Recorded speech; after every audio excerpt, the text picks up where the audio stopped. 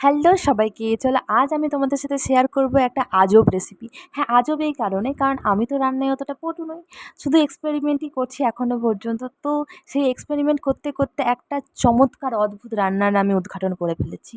তবে এই রান্নার কোনো নাম নেই, তবে এই রান্নার সাথে আমি বিয়ের একটু মিল পাই। সেটা কীভাবে, চলো রান্না করতে করতে বলছি।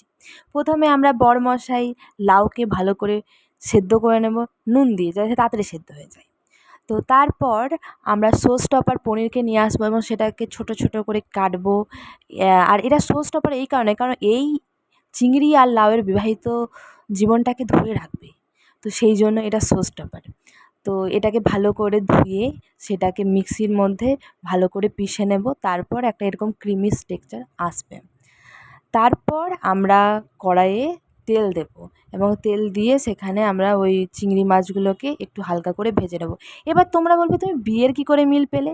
হ্যাঁ, বিয়ের মিল পেয়েছি। আর সেটা কি আমার দোষ? যখনই ইনস্টাগ্রাম খুলছি তখনই কখনো লাউয়ের সাথে বেগুনের বিয়ে দিয়ে দিচ্ছে, কখনো রুটির সাথে তরকারি বিয়ে দিচ্ছে, তাহলে আমার কি দোষ বলো?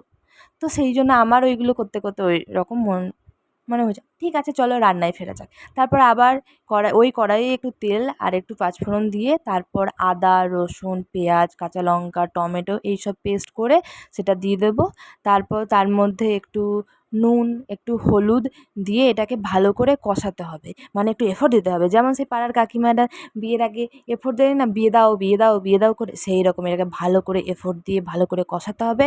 তারপর যতক্ষণ না এর মধ্যে তেল ছাড়ছে, তো সেটাকে ভালো করে কষাবো এবং তারপর এটা যখনই একটু মানে তেল ছাড়তে শুরু করবে, জলটা মরে যাবে, তখন এর মধ্যে আমরা বড়মশাই লাউকে এর মধ্যে দিয়ে দেবো। যেমন প্রথমে বিয়েতে বরকে ডাকা হয়, তারপর তাকে মানে মন্ত্র পড়ানো হয় অনেকে, সেরকম আমরা এটাকে ভালোভাবে কষাতে থাকবো।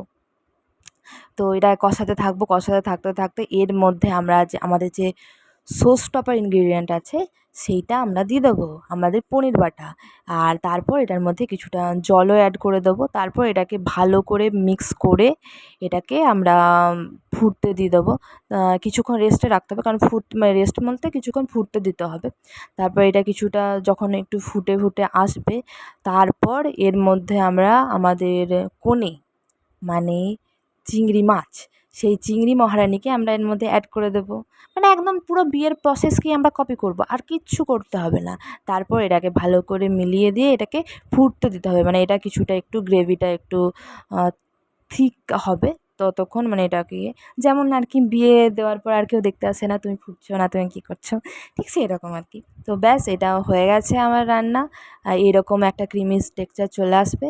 আর এটা হওয়ার পর তোমার নিজের প্রতি একটা প্রেম আসবে যে তুমি কী রান্না করে ফেলেছো। ঠিক আছে, এরপর তার বলতে হবে না। চলো বাই।